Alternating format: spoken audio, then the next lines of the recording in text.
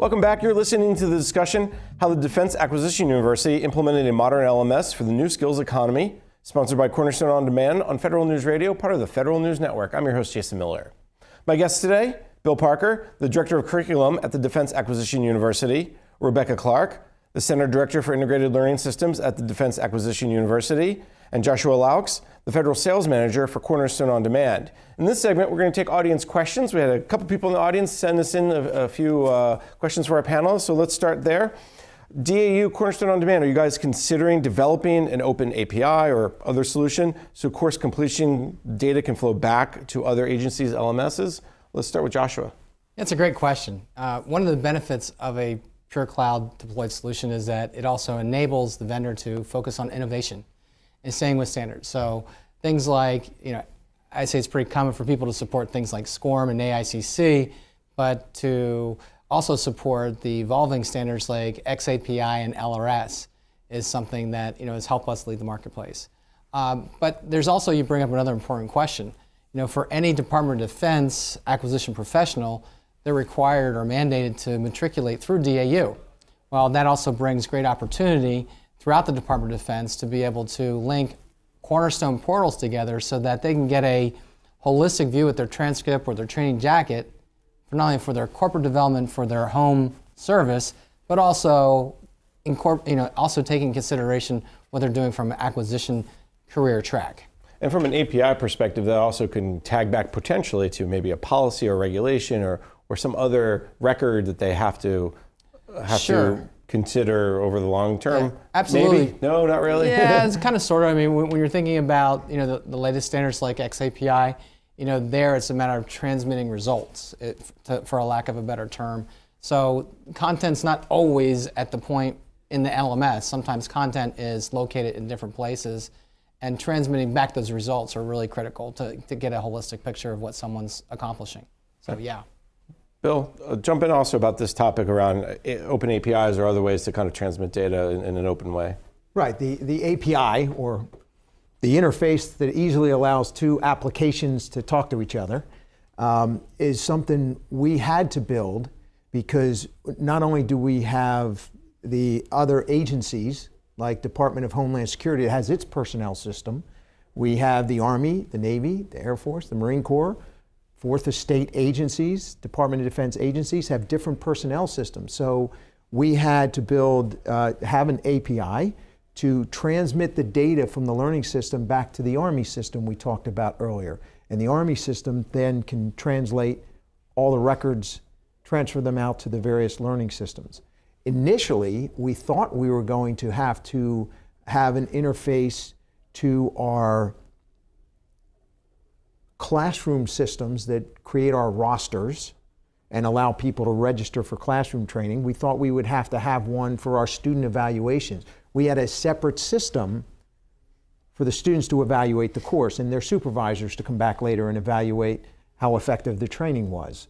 Well, this was not part of the initial requirements. We're able to track all the opportunities, all the potential scope increases. And we found that Cornerstone's capability in both the registration and roster building system, so that when a professor showed up to teach a class, they knew who was in the class, where they were from.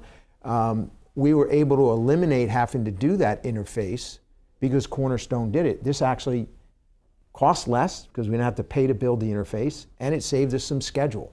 The same thing with our course evaluation system. We found that it was faster and less expensive to use Cornerstones than to build the interface to the other system. So while there will be an opportunity to have open APIs in the future because of what we've learned doing the interfaces in the fielding, we'll need fewer and fewer as we're able to use the capabilities within the Cornerstone system. True. Web services come into play too. So there's always a nice set of APIs that are with a product, including ours, but there's also web services that help that data exchange, and really it talks about the frequency and things like that, but that's all enabled there so that as your processes evolve, we can evolve with you.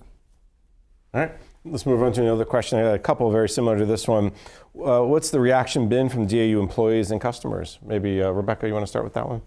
Yeah, out the gate, you have the honest mixed reaction because a lot of people's worlds have completely shifted. Like, what is this I'm looking at? What am I supposed to do? And so we've had that with both faculty and with students. But as you move along, you're able to gauge trends better, right? From questions that come in from the help desk, those go down over time. You say, okay, people are getting used to the new system. As the faculty get used to it, the questions go down in some areas. Then other areas, they go up because like, well, wait a second, this is new. So can we do X, Y, and Z now? And so now they're anxious, once they get used to that experience, they're interested in finding out if there's even more that they can do with the system. So I think overall, we're in a very good spot right now. We've transitioned. People are happy, and those that aren't, we're able to work with them and either train them or figure out a new way to do something. And that was actually part of my next follow-up is how much training went into this new system? How did you guys handle that? I was going to say, and Rebecca's team did an outstanding job of planning for this. You cannot communicate the change enough. No. Communicate, communicate, communicate, and train, train, train. We not only had, I don't know, months and months of multiple training sessions, we recorded them all so people could go back to them later. And we actually found faculty, even more so than students, went back and viewed the training. We actually had more challenges with DAU employees and faculty because they're used to being able to use a system in a certain way to support the student. And when a student calls and they're not an expert in the system they're using, it makes them very uneasy. So I thought the internal training was more difficult because the user interface with Cornerstone is so nice. That was the biggest challenge. And train, train, train, and over-communicate is the key. You did a really good job on your website about communicating and having those videos and things like that. So you all deserve a lot of credit in getting that communication, that change management out there to your external users as well. Did Cornerstone or DAU, whoever, follow kind of the train the trainer, get a couple champions, get a couple people who early adopters, and then kind of work backwards from there? Yeah, we had that was part of the approach. You had train the trainer, and internally that was really train all of the admins, the learning admins, because then they're the ones that interact with the faculty every day. So we had numerous sessions with them, and it was important to have numerous sessions because they would remember things in between training sessions that hadn't been addressed and that needed to be talked through and decisions made and that kind of thing. Go ahead, Bill. And a couple cautions in training. You have to think through who gets the training first. Because as soon as people get word that there's a new system out there, they want to know. They want information. And you really, for instance, we have training officers in each of the services and the agencies. They need to get the information first because students are going to call them. Mm-hmm. Faculty need to get it. You just have to think through that. And you're also very eager to get the training out fast. There's a caution of knowing when to publish information. Because if you give information about the configuration that's not complete, having to correct what you've put out initially can be very, very difficult, trying to get back initial wrong information. So that's a caution to know the timing is everything. Point. If you train someone poorly or on wrong information, that sticks with them too. A bad experience. All right, let's do another question. Someone else asks, what has been lessons learned in the process redesign? So maybe the business re-engineering process. Rebecca, anything that you would point out to as maybe one of your biggest lessons? Wow, there are so many lessons in that process. But there's a few lessons, I think, when you talk about people first and foremost, getting the right people involved. And it takes a little humility up front sometimes because you have to sometimes go pay people who have already been through these struggles of implementing a new system. There's some things, why try it the first time and muddle through if there's someone out there that already has done that. And we were really smart that way, I think, in bringing in the right people that have already been there, done that to help us along that path. And then let me just jump in because put a finer point on that. You're talking about other agencies, private sector people, other customers from Cornerstone, or whom? well, we brought on all ends, I guess. Yeah. We hired a couple of government people that had prior experience. We hired contractors that had that experience to get the requirements right, to get the implementation right. And then a lot of the lessons learned are in the business process and re-engineering, going, okay, as an organization, if we're looking toward the future of learning, but we need to implement this system right now, how do we make sure that every single decision we're making isn't focused on, well, this is how we did it in the past. Right. So make sure it does that. And like, no, let's step back. Why did we do it that way? And should we in the future? And those were really difficult discussions on a daily basis. And those still continue. Bill? I would just say, with what Rebecca talked about, going to get help, context matters, right? If you're in the public sector, you don't want to draw all your previous experience and help from purely the private sector. If you're doing corporate learning, you don't want to go to academia to find out how to do something.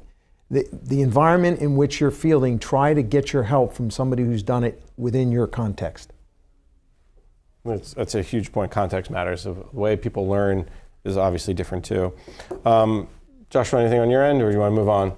I just think that having a standard methodology where the partnership between the vendor and the customer is critical for the success and to support that whole business process re-engineering. So, great, thanks. Another question came in also around, and this is maybe a Rebecca question. How was your experience with updating and consolidating the LMS? Has that had any further thoughts on other IT systems across DAU and anything else? I guess the question is, what's next? You've had this great experience. What else are you going to do? Well, I think both Bill and Joshua have alluded to some of these things along the way, but as you go through these sprints and you're trying to ensure that you implement everything that currently exists into the new system, there's all these opportunities that came to people's minds. So as Bill talked about, one of the systems has already been replaced where we had to collect the rosters and work through that kind of those items up front for the classroom experiences. We've also replaced the evaluation system. There's other opportunities being looked at for some of the internal training that we had in other systems. How do we bring that in? And so there's been a lot of opportunities identified on our end and in the IT department as they're in those integrations and working on things where they say, wait a second, what are these stray little tools and systems we're using? The capabilities in here, let's try moving forward with this. The challenge that we have right now is from an operational perspective, we want to still make sure we get all the operations right and we have all the good idea people coming and saying, hey, what about this, this, and this? And so it's the balancing of these new opportunities, kind of put them to a timeline to implement while we're still making sure we get the operations right. So yes, there have been a lot of opportunities identified and already acted upon. Bill? When it comes to your learning ecosystem or learning in general, you're never finished. You have to continue to evolve. We're looking at other technologies for virtual instructor-led training so that you don't have to always go to campus and get together in a classroom or be on your own. You can mix the two. So we've looked into technologies there. I talked about adaptive learning earlier in the session.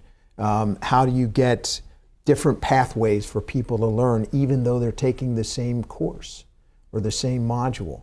You just have to look at various ways you can enhance learning all the time. We have a group this week that's in Orlando doing research on modeling and simulation.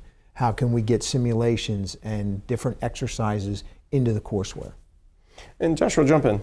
Yeah, I guess those are all great points. And I think the one thing that DAU and a lot of organizations are looking at is how do we take these traditional courses that are an hour, 2 hours, 3 hours, 4 hours, and break these down into one more modern type content, one that's more consumable, that incorporates maybe more video, different ways that people learn. And that's something that, Bill, as you make a point, you're always evolving. You're never static. We're just about out of time, and this has been a fascinating conversation. It's our first case study, so thank you all for first of all, taking the time through this. What's the one piece of advice we're going to do with the lightning round? other agencies who are considering upgrading, whether it's the learning management system or systems more generally moving to the cloud, taking a SaaS approach, what's the one piece of advice that you guys would give? What's one thing that, like, be aware of this or consider that? You want to quickly, Bill, give me the one piece of advice? Yeah, people like when they do a project to talk about risk management. I think you should also consider opportunity management and think of it in a way to control scope. A lot of people think about opportunities. Well, if we invest in this opportunity, we're going to get a better return on investment when we field. That's sometimes difficult to do in the public sector. So you say, okay, if you hit these conditions of saving on cost, on budget, or if we save it elsewhere, then we'll implement your new scope idea. Otherwise, it'll wait till after go live. That kind of opportunity management can really help you stay on track. All right, that's an excellent piece of advice to end with. Opportunity management. Well, first of all, let me thank my guests. Bill Parker, the Director of Curriculum at the Defense Acquisition University. Rebecca Clark, the Center Director for Integrated Learning Systems at the Defense Acquisition University. And Joshua Laux, the Federal Sales Manager for Cornerstone On Demand. You've been listening to the discussion how the Defense Acquisition University implemented a modern LMS for the new skills economy, sponsored by Cornerstone On Demand on Federal News Radio, part of the Federal News Network. I've been your host, Jason Miller. For more on this discussion, visit federalnewsnetwork.com and search Cornerstone. On behalf of Cornerstone On Demand, thank you for joining us. The archive session will be available shortly. This concludes our discussion. Again, thank you.